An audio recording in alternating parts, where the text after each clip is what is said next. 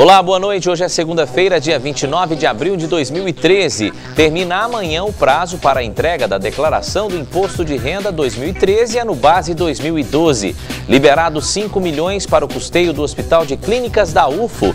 O descontrole financeiro é um dos principais motivos pelo qual os brasileiros têm tanta dificuldade em poupar. Este é o tema de hoje da nossa entrevista no quadro Dica de Economia. A lei que proíbe fumo em local fechado em todo o país já existe há 5 anos. Sancionada em 2011, como anda o cumprimento desta determinação federal? E tem também as notícias do esporte. Estas e outras informações a partir de agora no TVU Notícias, que está no ar pela TV Universitária.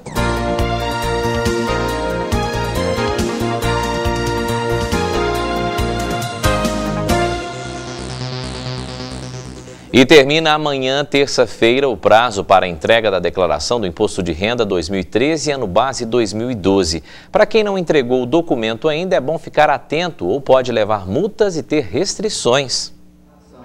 No posto de atendimento da UFA, a orientação sobre como fazer a declaração do imposto de renda continua.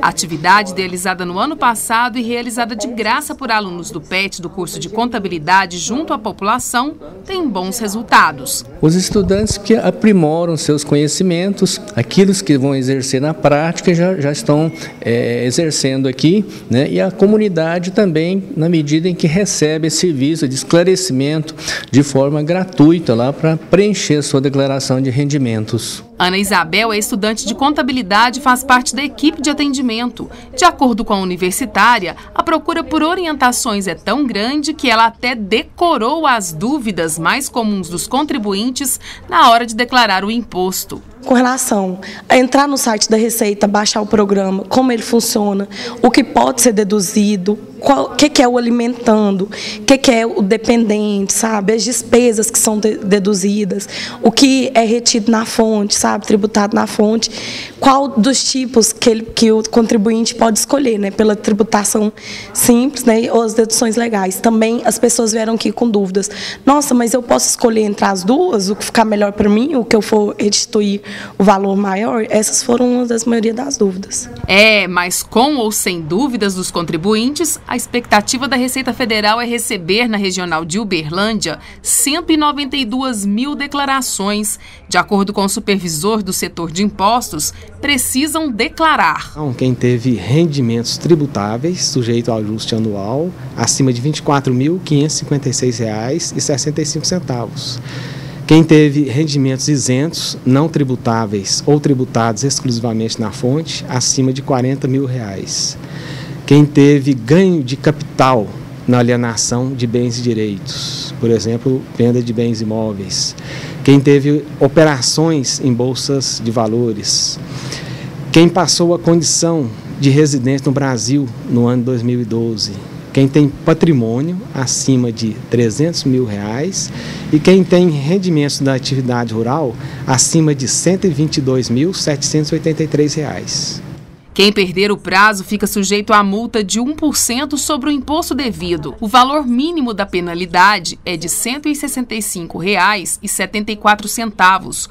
O contribuinte tem ainda restrições no CPF, o que o impede de fazer financiamentos, retirar certidão negativa e ainda medicamentos no SUS. E para quem esqueceu ou deixou para entregar a declaração na última hora, a Receita Federal faz um alerta. Pode ser que encontre algum congestionamento no site da Receita Federal quando for entregar e ele não conseguir entregar no tempo hábil.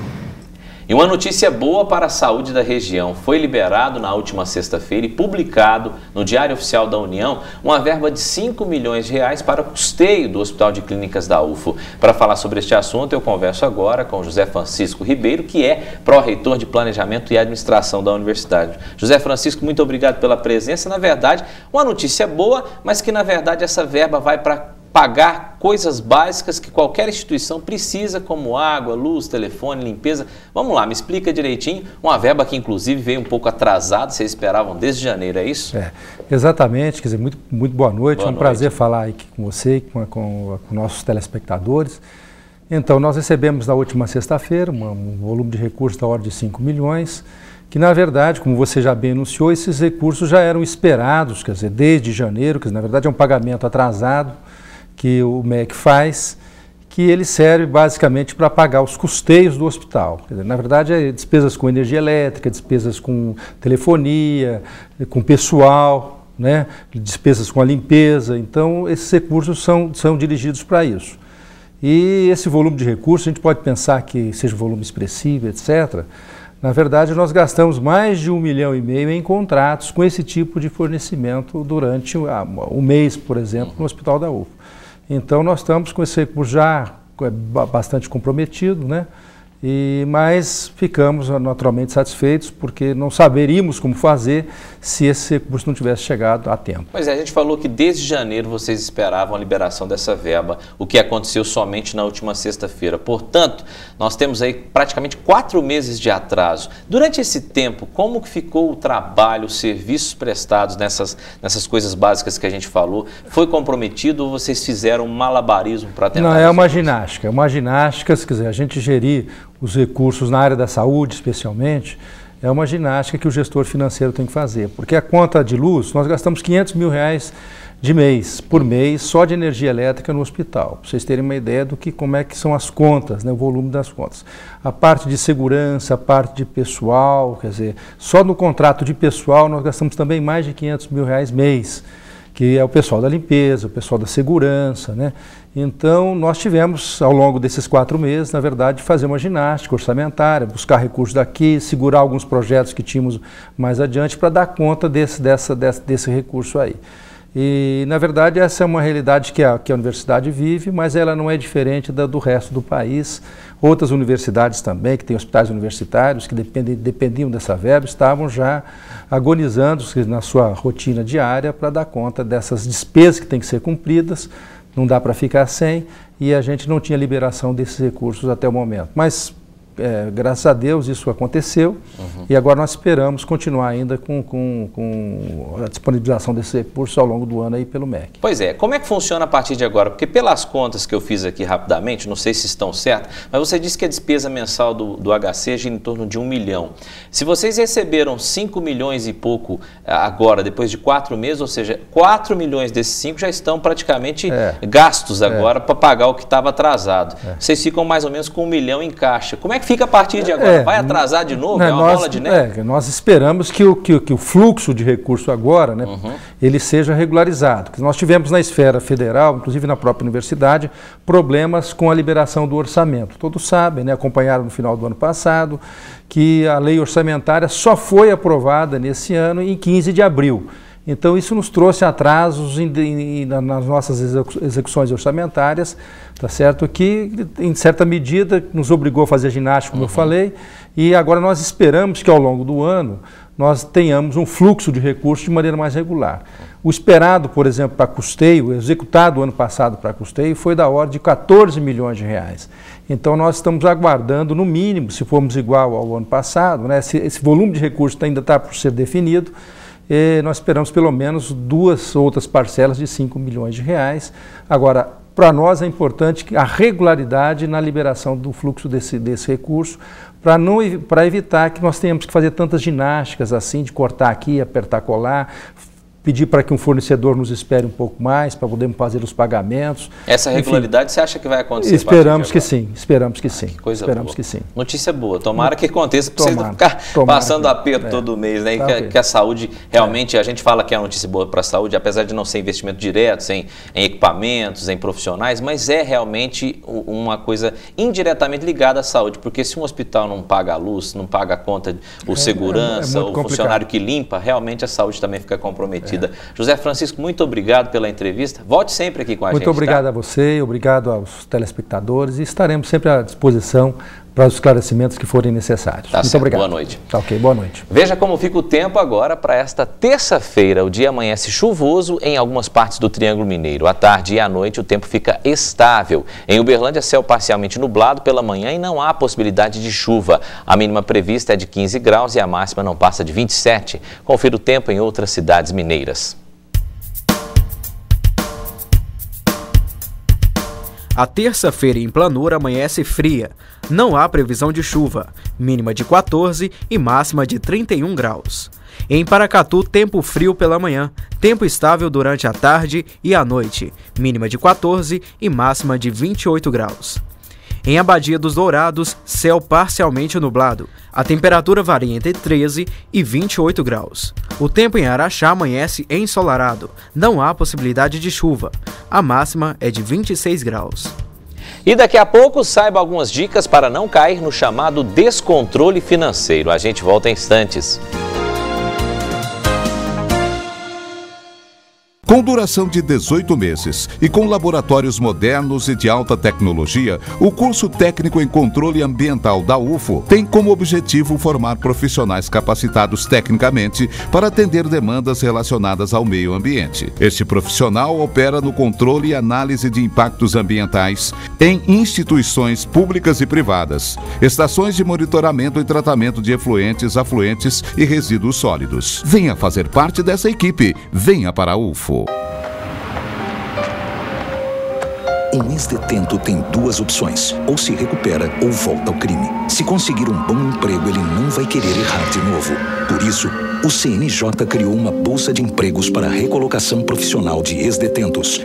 Pense nisso, você pode influir no caminho que esse homem vai tomar. Dê emprego para um ex-detento. Errar é humano. Ajudar quem errou é mais humano ainda.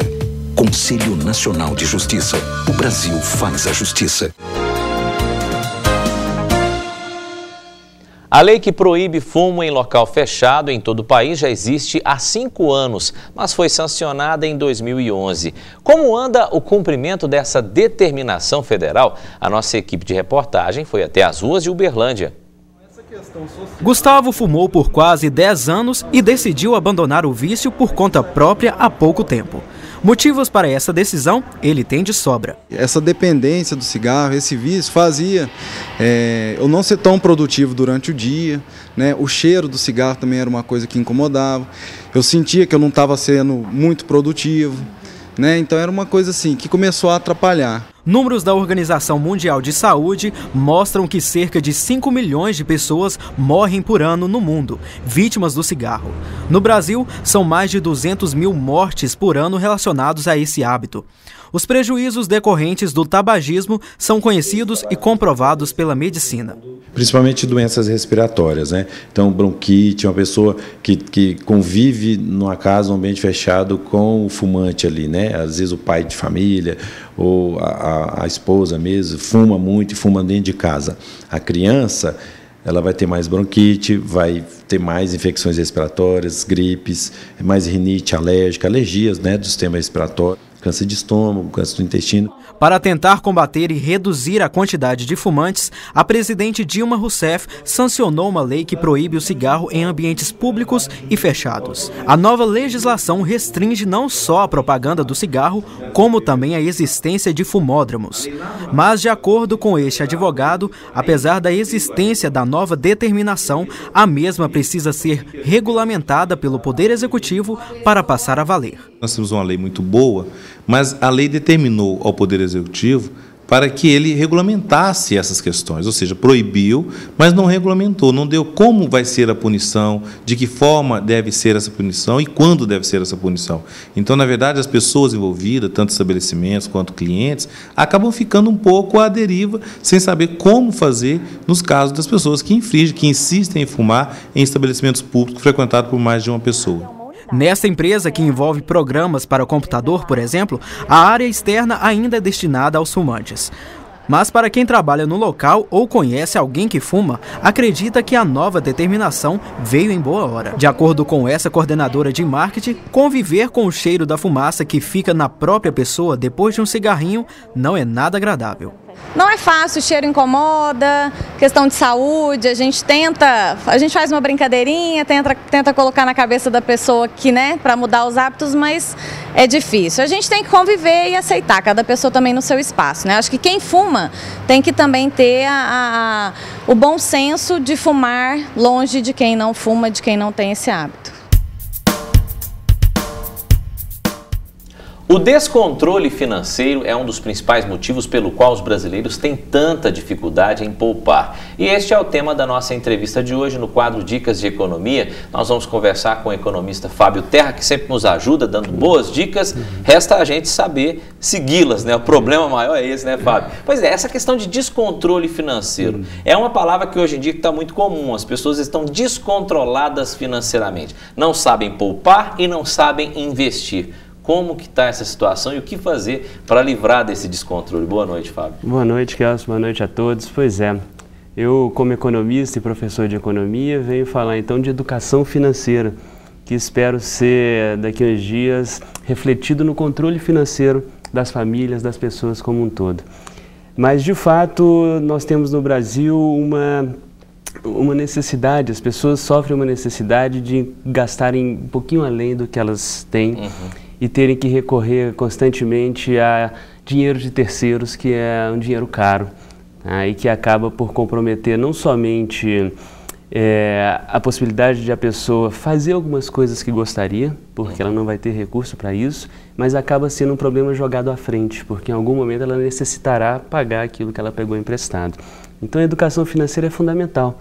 A pessoa tem que aprender na marra, no hábito, do jeito que der, a separar um pedaço da renda que possui mensalmente, a esquecer aquele dinheiro para aquele dinheiro se tornar uma poupança para que possa fazer frente a adversidades ou, de repente, alguma coisa que a pessoa quer de patrimônio, um carro, uma casa, uma viagem, em que ela não precise recorrer a dinheiro de terceiros, mas tenha o seu recurso. Aliás, você falou uma coisa importante, separar uma parte da verba que ela ganha, do salário que ela ganha no mês. Muitas pessoas falam que vão separar, mas elas pensam, eu vou separar se sobrar. Isso. E geralmente 100% praticamente não sobra, porque acaba surgindo coisas até supérfluas que acabam não tendo essa sobra.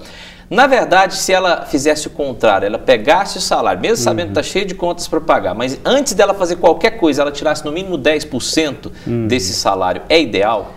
Isso é o que eu faço. Particularmente, eu posso dizer da minha experiência, é o que eu faço. Eu recebi meu salário no primeiro dia do mês, eu já desconto uma parte, aquilo ali já não conto mais com aquele dinheiro, ele não faz parte da minha renda. Seria um autodízimo. E ele já fica a partir dali poupado, já fica aplicando para poder render pelo menos a inflação, para que eu não perca realmente o poder de compra da minha poupança. E eu simplesmente esqueço que aquele recurso está ali. Essa é a forma pela qual eu consegui me educar financeiramente. Outras pessoas recorrem a outros elementos, né? Como a gente conversava há pouco, existem pessoas que recorrem, por exemplo, a consórcios, que é uma certa forma de poupança forçada. Tem gente que pede para que o banco faça automaticamente a captação de uma parcela e vai para a Previdência. São maneiras de poupar. São disciplinas forçadas sobre o indivíduo ou sobre a família. Agora tem gente que não gosta muito de guardar o dinheiro e deixar parado. Tipo assim, eu estou vivendo, a vida está passando e meu dinheiro está parado. Se eu morrer, vai ficar para quem? Tem gente que pensa assim, né? Como é que é esse pensamento? Sim, isso é algo que a gente tem que enfrentar também, porque a gente tem que levar a vida sabendo que um dia a gente vai embora, mas a gente também tem que pensar que esse dia é bem mais à frente, é bem mais no futuro. E enquanto isso não acontece, a gente tem que ter recurso para poder levar o dia a dia desse tempo que está passando enquanto a gente está vivendo. Então, tudo bem, a gente pode fazer tudo como se amanhã fosse o último dia, tá? Mas tendo alguma reserva, porque se não for, a gente vai ter que custear alguma coisa. Recentemente eu ganhei um livro de presente muito interessante que fala, eu não lembro o período, mas fala como enriquecer, se não me engano, em 10 ou 12 meses. E a gente assusta com isso. Mas lendo o livro, eu vi que tinha dicas simples, que você economizar, por exemplo, um pão que você compra a mais todos os dias, você acaba economizando no mês uma quantidade maior. E tinha uma outra coisa também que falava na questão de você ter várias contas para determinadas situações. A conta da felicidade, a conta da saúde, a conta dos gastos. Eu sei que ele dá a sugestão de umas 4 contas. Isso é ideal? Você ter essas contas separadas para cada coisa? Desde que vai depender um pouco da capacidade de organização da pessoa. Se a pessoa é muito bem organizada, é sistemática, é metódica com as coisas que faz, o custo de organização dessas várias contas não é alto para ela. Se a pessoa é mais desorganizada, é melhor que ela tenha uma centralização, porque assim ela conseguirá mais facilmente administrar os seus recursos. Então dependerá um pouco do perfil. Tem gente que se perde no meio de muita coisa, certamente não será o melhor caminho, porque ele não conseguirá destinar o recurso dele para as várias contas que ele possui.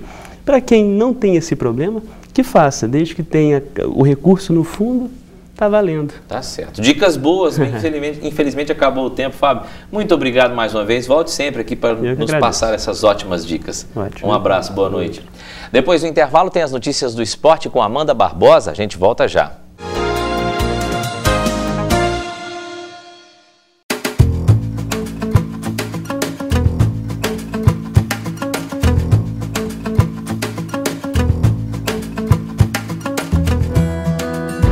Você acha que com o crack eles estariam se divertindo assim? Com o crack, até mesmo a melhor amizade entre pais e filhos estaria prejudicada. O crack é devastador, tira tudo de melhor da sua vida e influencia todos que estão à sua volta. Pense bem, a vida não é uma droga. Fique longe do crack.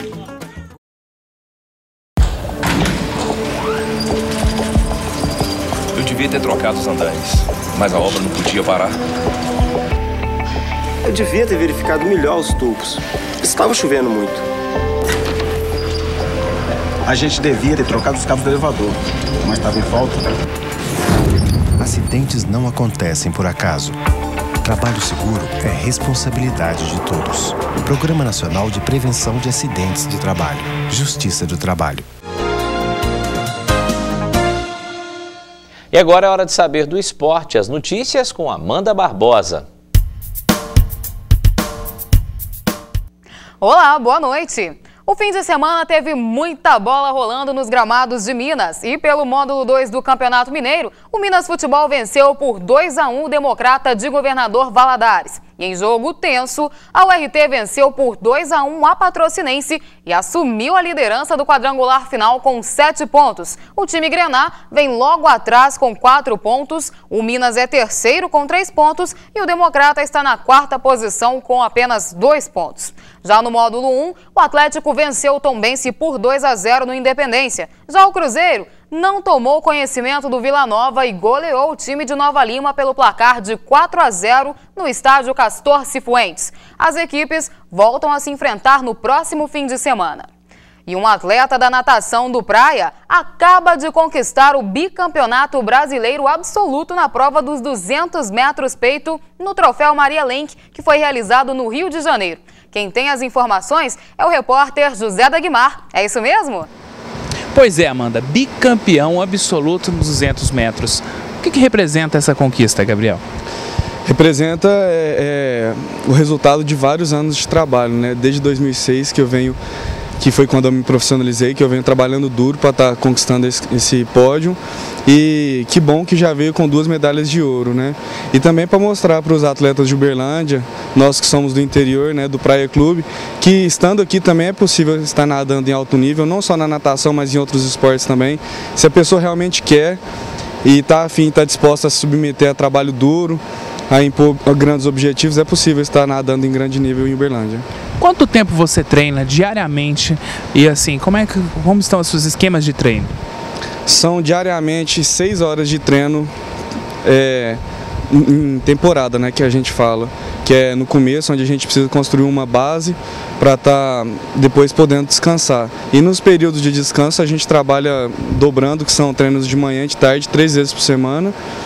E nos demais dias só na parte da manhã, mas são em torno aí, quando a gente dobra 6 horas por dia de treinamento, e nos dias que a gente não tem a dobra, né, são em torno de 4 horas de treinamento. E qual é o seu objetivo daqui para frente? O objetivo a longo prazo é estar participando dos Jogos Olímpicos de 2016 e a curto prazo é estar integrando a seleção brasileira no Campeonato Mundial que vai ser realizado em Barcelona em julho. E parabéns pela conquista, obrigado pela entrevista. Amanda, é com você. E você vai conhecer agora a história de uma criança que vem se destacando no cenário do xadrez brasileiro. Com apenas 8 anos, Rodrigo Filho é campeão brasileiro num esporte que exige concentração e muita estratégia. Ele ainda é uma criança, bastante tímido e de poucas palavras, mas quando o assunto é xadrez, mostra que sabe o que quer. Eu vou me esforçar mais, eu vou disputar o Pan-Americano em julho. Segundo o pai de Rodrigo Filho, o interesse pelo xadrez foi quase que por acaso, há pouco mais de 1 ano. Ele ganhou um tabuleiro do meu pai, sendo que meu pai não joga xadrez, só joga baralho. E eu também não jogava. Aí quando ele ganhou esse tabuleiro, ele já sabia as regras, porque ele, na escola que ele estudava, ele via as crianças maiores jogando e acompanhava elas jogando. Aí eu peguei as regras, comecei a jogar com o Rodrigo. No início era um jogo bem equilibrado, mas a gente jogava assim, empurrando peça, não tinha a estratégia que hoje ele tem, né? Aos poucos, por causa do desempenho do pequeno, o pai notou que era preciso investir no talento que tinha nas mãos. As regras do jogo são muitas, são até fácil assim para quem está começando. Só que o problema é que a estratégia você tem que dominar o centro, aí ele que entende mesmo. Aí normalmente quem não faz aula, não lê um livro, não vai se dar muito bem no xadrez. Aí essas estratégias, as táticas que ele usa, ele aprendeu foi na escola com o professor Carlos. Mesmo depois de tão pouco tempo, hoje o pai nem ousa travar uma disputa no xadrez com o filho. É que o garoto vai longe. Mas foi uma zebra muito grande para mim ganhar dele, sabe? É muito difícil. Ele joga sem preocupação, preocupando só com o jogo e não dá mais não, sabe? Tá muito difícil, sou freguês dele. É isso mesmo. A concentração e as estratégias de jogo de Rodrigo têm apresentado bons resultados. São vários títulos conquistados, medalhas e troféus. O enxadrista sagrou-se campeão brasileiro de xadrez na categoria sub-8. Quando ele termina os jogos em todos os lugares que nós somos, ele foi campeão mineiro, vice-campeão paulista, campeão brasileiro escolar e agora campeão brasileiro, ele sai dos jogos e vai jogar videogame. Ele vai brincar com os adversários dele. Então isso aqui é bonito. Fica o adversário no xadrez na hora do jogo. Fora do jogo é amigo de todo mundo. Brinca com todo mundo. Então, para ele ainda a ficha não caiu. O pequeno gênio, como é conhecido por quem entende do esporte, é determinado e, segundo o instrutor, tem futuro. E as lições aprendidas no xadrez são importantes para toda a vida. Além da formação da família, que ajuda muito, ele vai virar um cidadão respeitado, cumpridor de seus deveres, sabe falar, sabe o que fazer. Isso é o mais importante, é a formação do cidadão. Se ele vai continuar a jogar, vai depender dele. Parece que sim, que ele gosta muito. Mas o mais importante agora é a formação do cidadão. E o xadrez, como um jogo de raciocínio, de paciência, aí às vezes ele consegue ser mais paciente em algumas situações da vida, né? Agora é pra valer. Começou a fase de quartas de final do Novo Basquete Brasil edição 5. Na abertura da rodada, o Franca venceu o Bauru por 72-69. E dando sequência, o Uberlândia enfrenta daqui a pouco, às 7 horas da noite, em São Paulo, o Pinheiros na primeira partida da série melhor de 5. Às 8 horas, o Paulistano enfrenta o Flamengo. E às 9 da noite, a vez do São José encarar o Brasília. Esses foram os destaques do esporte de hoje. Muito obrigado pelas informações, Amanda, que volta na próxima quinta-feira. E olha só, muito cuidado, está circulando um vírus que altera o destino dos pagamentos feitos pela internet, em computadores ou celulares. Ele altera os números de códigos de barra e aquela conta que você pensa que pagou, ela acaba ficando em aberto.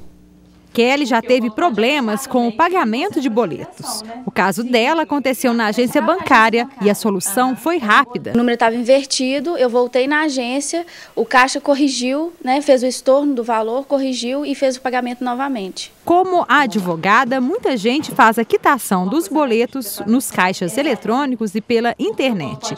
Mas é ainda desconhecido o vírus que altera os dados para o pagamento. Para verificar a adulteração dos documentos, é importante ficar atento a duas questões. A primeira é checar se os 3 primeiros números da linha digitável correspondem ao código do banco. E a segunda é em relação ao código de barras. Os espaços em branco são bem maiores que os normais. Deve sempre manter um antivírus bem atualizado, sempre com firewall ligado no computador, tentar observar as características que o vírus impõe. Por exemplo, já que o vírus ele corrompe o código de barras do boleto, então ficar atento ao código de barras, ficar atento ao código do banco nas linhas digitáveis, tudo isso são medidas para a proteção do consumidor. Por isso, muita atenção. Se você cair nesse golpe, é importante não se desfazer das provas do crime. Normalmente, as pessoas, quando descobrem que tem um vírus na máquina delas, elas logo formatam esse computador para ficar livre da ameaça. Porém, a partir do momento que você formata o seu computador, você está perdendo todas as provas que você pode utilizar para um ressarcimento, seja em âmbito civil ou criminal. E o nosso TVU Notícias de hoje fica por aqui. Lembrando, amanhã às 6h30 da noite a gente está de volta com muito mais para você. Uma boa noite, a gente se vê amanhã.